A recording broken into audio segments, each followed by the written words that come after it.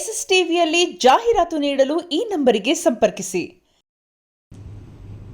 Sir, ನೀವು ಒಬ್ಬ normal writer ಆಗಿ ಡೈರೆಕ್ಟರ್ ಆಗಿ ಸಿನಿಮಾ ಮಾಡಿದ್ರೆ ಬಹುಶಃ ಇಷ್ಟು ಪ್ರಶ್ನೆಗಳು ಬರ್ತಿರ್ಲಿಲ್ಲ. ಒಬ್ಬ ಲಾಯರ್ ಆಗಿ ಸಿನಿಮಾ ಮಾಡಿದ್ರಲ್ಲ, ಈ ಲಾಯರ್ ಅಂತಂದ್ರೆ ಅದೇ ಸಮಸ್ಯೆ ಇರೋದು.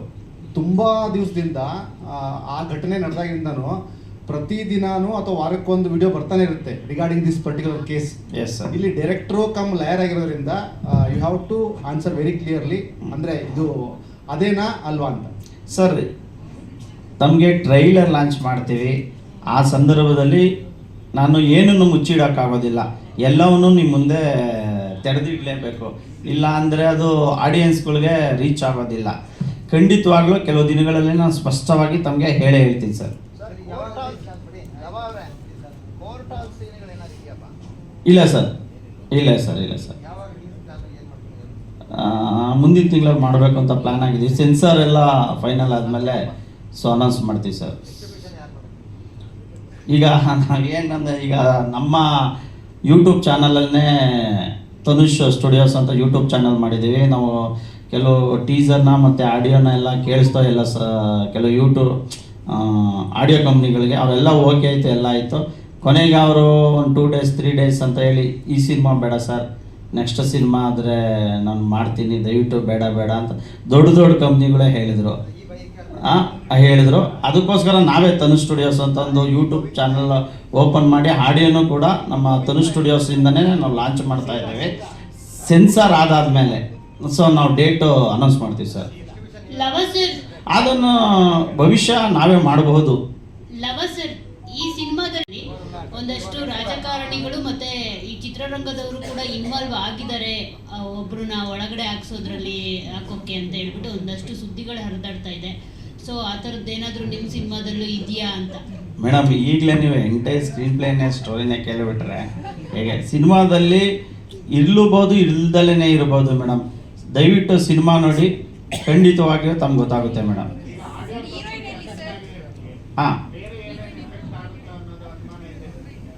ಸರ್, ಅದು ಒಂದು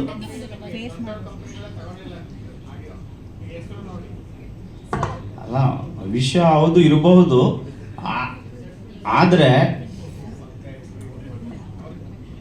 ಇವಾಗ ನಿಮ್ಗೆಲ್ಲ ಕ್ವಶನ್ ಯಾವ ಥರ ಅರೈಸ್ ಆಗಿದೆಯೋ ಅದೇ ಥರ ಅವ್ರಿಗೂ ಅರೈಸ್ ಆಗಿರ್ಬೋದು. ಅಂದರೆ ನಾವು ಅವ್ರಿಗೆ ಸಿನಿಮಾ ತೋರ್ಸೋಕ್ಕಾಗಲ್ಲ. ನಾವು ಸಿನಿಮಾ ಮಾಡಿದ್ದೀವಿ ಕರೆಕ್ಟು.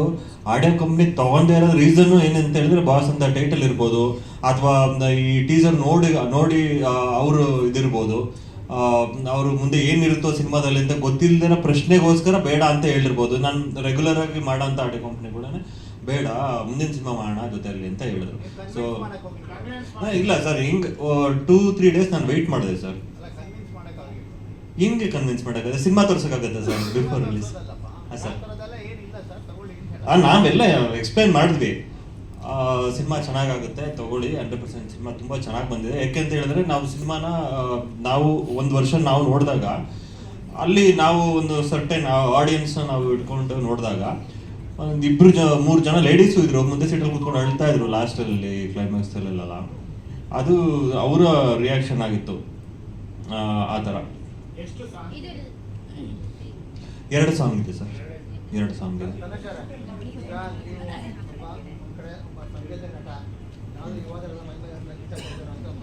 ಹೌದು ಸರ್, ಅದನ್ನೆಲ್ಲ ತಲೆಯಲ್ಲಿ ಇಟ್ಕೊಂಡೆ ಒಳ್ಳೆ ಸಬ್ಜೆಕ್ಟ್ ಮಾಡಬೇಕು ಅಂದ್ಕೊಂಡೆ ಮಾಡಿರೋದು ಸರ್. ಅದು ಡೈರೆಕ್ಟರ್ ಹೇಳಿದಾಗೆ ಇವಾಗ ಯಾರಿಗೂ ಹರ್ಟ್ ಮಾಡಬೇಕು ಅಥವಾ ಯಾರಿಗೂ ಪರ್ಟಿಕ್ಯುಲರ್ ಟಾರ್ಗೆಟ್ ಮಾಡಿ ಹೊಡಿಬೇಕು ಅನ್ನೋ ಥರ ಯಾವುದು ಮಾಡಿಲ್ಲ.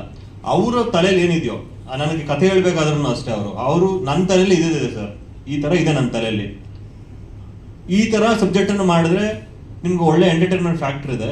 ಮತ್ತು ಜನಗಳು ಕುಂತ್ಕೊಂಡು ಇಂಟ್ರೆಸ್ಟಿಂಗ್ ಆಗಿ ಕ್ಯೂರಿಯಾಸಿಟಿಯಿಂದ ನೋಡ್ತಾರೆ ನೆಕ್ಸ್ಟ್ ಏನಾಗ್ಬೋದು ಅನ್ನೋ ಒಂದು ನಾವು ಸ್ಕ್ರಿಪ್ಟನ್ನು ತುಂಬ ಸ್ಟ್ರಾಂಗ್ ಆಗಿ ವರ್ಕ್ ಮಾಡಿದ್ವಿ. ಇದು ಬೇರೆ ಕಡೆ ಕೂತ್ಕೊಂಡು ನಮ್ಮ ಫ್ರೆಂಡ್ ಅವ್ರ ತೋಟದಲ್ಲಿ ಕೂತ್ಕೊಂಡು ಮಾಡಿದ್ವಿ. ಸೊ ಆ ಸ್ಕ್ರಿಪ್ಟಿಂಗ್ ಟೈಮಲ್ಲೇ ನಮಗೆ ಗೊತ್ತಾಯ್ತು ಆ್ಯಕ್ಚುಲಿ ಸಿನಿಮಾ ಹೆಂಗೆ ಬರ್ಬೋದು ಅಂತ.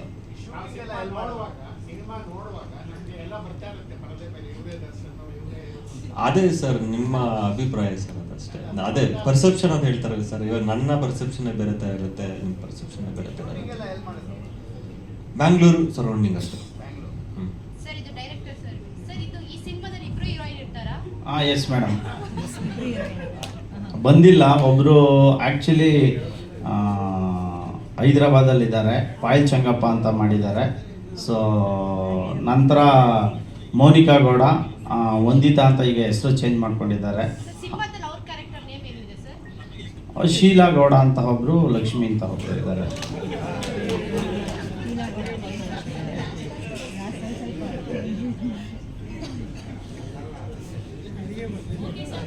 Thank you sir. SSTV cinema ಜಗತ್ತಿನ ಕ್ಷಣ ಕ್ಷಣದ ಸುದ್ದಿಯೊಂದಿಗೆ.